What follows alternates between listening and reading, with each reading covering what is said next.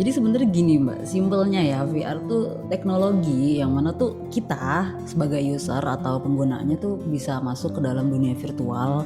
Yang mana dunia virtual tersebut tuh kita bisa berinteraksi juga. Jadi kita nggak cuma ngerasain doang kita ada berada dalam dunia virtual, tapi kita bisa berinteraksi juga sama kayak di dunia nyata. Jadi bener-bener dibikin mirip seperti di dunia nyatanya itu. Nah kalau di dunia nyata misalkan ya kita bisa pegang gelas gitu, terus bisa dilempar. Ini di VR juga sama, kita bisa megang gelas, bisa kita lempar. Itu real ya? Real, kayak lempar beneran juga. Nah tapi bedanya nih, ada bedanya. Kalau misalkan bedanya nih ya. Kalau misalkan di real, gelas dilempar pecah kan? Pecah. Nggak bisa balik lagi. Tapi kalau di VR bisa Mbak? Bisa balik lagi. Berarti nyawanya banyak nih ya Mbak? Iya betul-betul, kucing ya. Oke.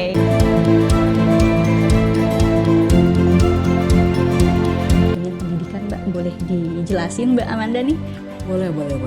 Jadi kalau menurut aku ya VR tuh justru malah lebih lebih berpotensi, lebih berpotensi banget di pendidikan gitu. Yang paling menonjol tuh justru di pendidikannya. Karena banyak hal yang kita bisa lakuin gitu di VR kan. Kadang kita kalau misalkan belajar pakai teks, audio, video itu tuh pasti pernah nggak sih ngerasain kayak ini maksudnya apa ya? Iya benar kan. Nah kalau kayak gitu kadang kan kita tuh nggak bisa ya. Ada orang yang bisa menggambarkan, ada orang yang nggak bisa. Benar. Nah kalau pakai VR ini itu kan sama aja kayak penggantinya di dunia nyata kan. Iya kayak praktek secara langsung gitu. Betul. Ya Mbak ya.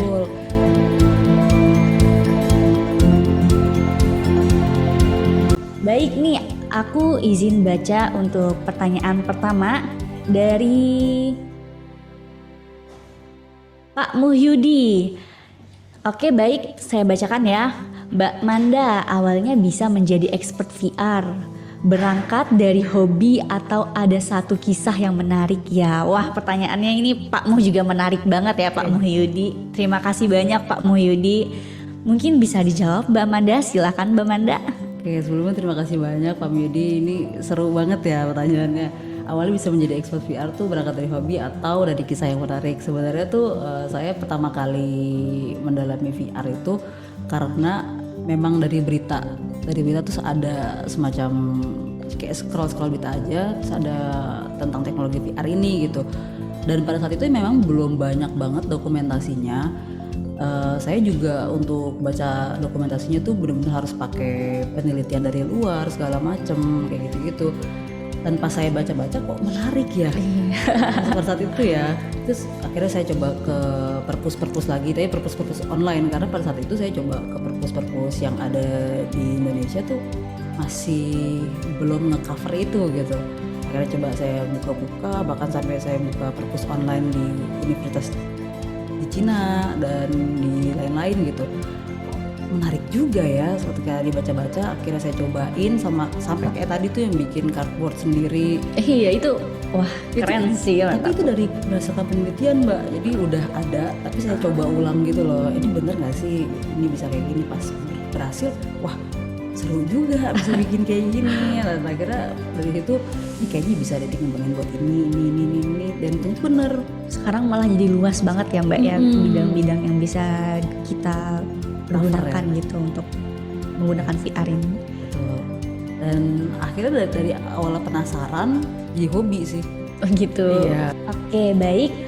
Aku bacakan lagi ya dari Mbak Yanti. Pertanyaannya, Mbak mau nanya cara mengatasi pusing dan mual saat menggunakan VR bagaimana ya Mbak? Tuh mohon Mbak Manda bisa dijawab, silakan Mbak Manda. Kalau pusing dari VR kan sebenarnya ada beberapa faktor juga ya, antara fokus matanya itu nggak pas atau memang dia belum terbiasa. Kalau fokus matanya itu nggak pas, itu benar-benar harus dipasin dulu sama headsetnya, kayak dia kendor atau enggak. Karena itu memaksa jatuhnya ya Mbak ya. Iya, kayak kita dipaksa pakai kacamata yang nggak minusnya mungkin nggak sesuai sama pusing kan? Iya benar. Nah kayak gitu. Nah terus kalau misalkan si usernya itu belum terbiasa, nah cara satu-satunya dibiasain gitu loh. Oke. Aku izin bacakan pertanyaannya ya. Mbak Manda, berapa lama maksimal pemakaian VR? Oke, kalau berapa lama maksimal itu sebenarnya kita nggak ada standar yang pasti. Tapi kalau dari saya sendiri itu biasanya ngebatasin 15 menit kalau untuk orang-orang yang masih baru pakai. Jadi biar beliau-beliau ini nggak ngerasa langsung mabok gitu, motion sickness di VR itu sendiri. Dan biasanya tuh kalau udah 15 menit seandainya dia masih kuat baru yaudah saya yakinin dulu bener nih masih kuat ya coba lagi gitu.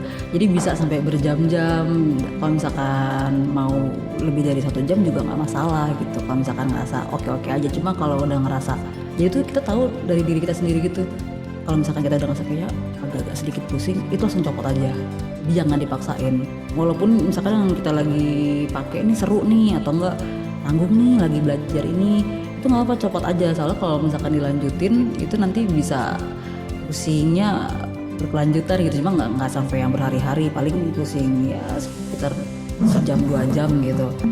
Oke, baik, izin saya bacakan pertanyaan dari Mas Dimas ya.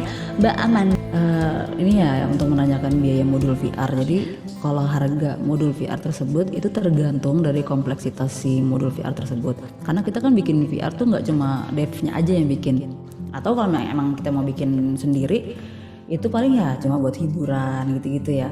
Tapi kalau misalkan emang benar-benar modul VR kayak di IT School, kita kan pasti terlibat sama beberapa expert. Nah itu ada biaya-biaya yang mungkin bisa dipikirkan gitu juga. baik, izin saya bacakan ya Bapak. Mbak Amanda, untuk VR pengelasan ya itu ya, penggunaan alat-alat safety apakah bisa Mbak?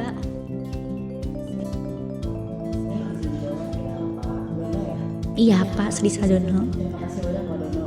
Ini pertanyaan luar biasa banget. Ini benar-benar bisa sih. Bisa. Bisa banget.